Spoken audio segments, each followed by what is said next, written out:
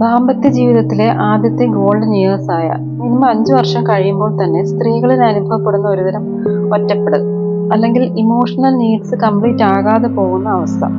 അതായത് ഭർത്താവിൽ നിന്ന് ശ്രദ്ധ ലഭിക്കാതെ പോകുന്നത് പോലെ തോന്നുന്ന അവസ്ഥ.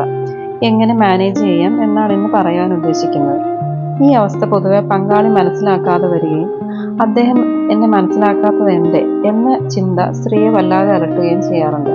ഇത് പൊതുവെ സ്ത്രീകളെ ഒരുതരം കോൺസ്റ്റന്റ് സ്ട്രെസ്ഫുൾ സ്റ്റേറ്റിലേക്ക് എത്തിക്കുന്നു.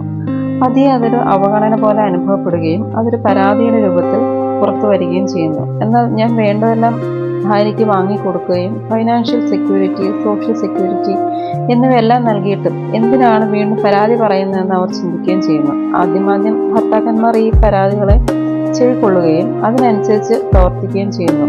അവർ ആ പരാതികൾ അവളുടെ ആവശ്യങ്ങളായി പരിഗണിക്കുകയും കൂടുതൽ ഫിസിക്കൽ നീഡ്സിലൂടെ പരിഹരിക്കാൻ ശ്രമിക്കുകയും ചെയ്യുന്നു. എന്നാൽ ഇമോഷണൽ നീഡ്സ് വീണ്ടും പരിഗണിക്കപ്പെടാതെ പോകുമ്പോൾ പ്രശ്നങ്ങൾ കൂടുതൽ വഷളാവുകയും ഭർത്താക്കന്മാരിൽ പതിയെ പിൻവലിയാൻ തുടങ്ങുകയും ചെയ്യുന്നു.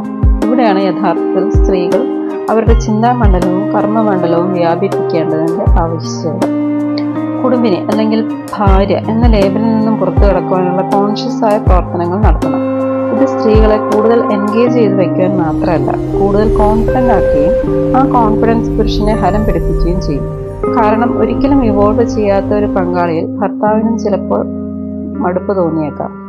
ഉദാഹരണത്തിന്, ഉദ്യോഗസ്ഥയായ ഒരു സ്ത്രീയാണെങ്കിൽ അവരുടെ വർക്കിൽ കൂടുതൽ എങ്ങനെ അച്ചീവ്മെന്റ്സ് നേടാമെന്ന് ചിന്തിക്കാം. അതുമല്ലെങ്കിൽ ഹെൽത്ത് ഓറിയന്റഡ് ആയ ഗ്രൂപ്പുകളിൽ ചേർന്ന് സ്വയം ആരോഗ്യവതിയായിരിക്കാൻ ശ്രമിക്കാം. അല്ലെങ്കിൽ പുതിയ സ്കില്ലുകൾ ഏതെങ്കിലും പഠിക്കാവുന്ന ഗ്രൂപ്പിന്റെ ഭാഗമാവുകയും അതിനായി പരിശ്രമിക്കുകയുമാകാം. അല്ലെങ്കിൽ ലീഡർഷിപ്പ് ക്വാളിറ്റി ഉള്ളവർക്ക് പുതിയൊരാശയത്തോടു കൂടി പുതിയ ഗ്രൂപ്പുകൾ ഉണ്ടാക്കി അത് ലീഡ് ചെയ്യാം. അങ്ങനെ അവരവരുടെ ഇവല്യൂഷന് വേണ്ടി പരിശ്രമിക്കുക.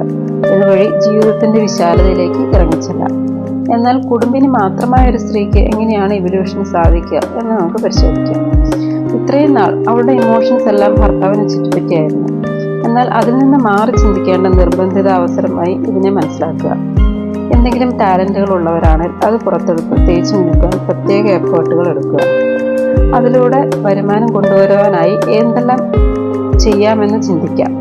ഹെൽത്ത് ആൻഡ് ഫിറ്റ്നസ് ശ്രദ്ധിക്കാം. അതുവഴി എൻഗേജ് ചെയ്യുക എന്നതിൽ മാത്രം ചിന്തിക്കാതെ അതിലേക്ക് കൂടുതൽ കോൺട്രിബ്യൂഷൻസ് നൽകാൻ സാധിക്കുമോ എന്ന ആത്മാർത്ഥമായ ഒരു ചിന്ത കൂടി കൊണ്ടുവരാം. സ്പിരിച്വൽ ചിന്തകൾ കൊണ്ടുവരാൻ ശ്രമിക്കാം. പുതിയ കാര്യങ്ങൾ പഠിക്കുക, പ്രാവർത്തികമാക്കുക എന്നത് എപ്പോഴും മനുഷ്യനെ ലൈവാക്കി വയ്ക്കാൻ സാധിക്കുന്ന ഒന്നാണ്. അതിലൂടെ സാമ്പത്തികമായ നേട്ടം കൊണ്ടുവരാൻ ശ്രമിക്കുന്നതും നല്ലതാണ്. കൂടുതൽ ക്രിയേറ്റീവായ പ്രവൃത്തികളിൽ മനസ്സ് വ്യാപരിച്ചാൽ മാത്രമേ മനസ്സ് പൂർണ്ണമായും അതിൽ മുഴുകുകയുള്ളൂ. അല്ലെങ്കിൽ അനാവശ്യ ചിന്തകൾ മനസ്സിൽ കൂടുകൂട്ടും. അതായത് ലൈഫിന്റെ അതിർത്തികൾ വലുതാക്കുക എന്നതാണ് പ്രധാനം. അതിനു വേണ്ടിയുള്ള എന്ത് പ്രവർത്തനവും അവനവന് കോൺഫിഡൻസ് കൊണ്ടുവരും. അത് ഓരോ സ്ത്രീയുടെയും ചിന്തയെയും വീക്ഷണത്തെയും മാറ്റിമറിക്കും. ഈ ഒരു മാറ്റം ഓരോ കുടുംബിനി അല്ലെങ്കിൽ ഭാര്യയ്ക്ക് ഓരോ ഘട്ടം കഴിഞ്ഞാൽ അവരുടെ വ്യക്തിത്വ വികസനത്തിനും പങ്കാളിയുടെ ഇവല്യൂഷനും അത്യന്താപേക്ഷിതമാണെന്ന് തിരിച്ചറിയുക. അതിലേക്കുള്ള പ്രയാണം നടത്തുക. അതുമാത്രമാണ് ഈ ഒറ്റപ്പെടലിൽ നിന്ന് മോചനം നേടാനുള്ള ഏക വഴിയും.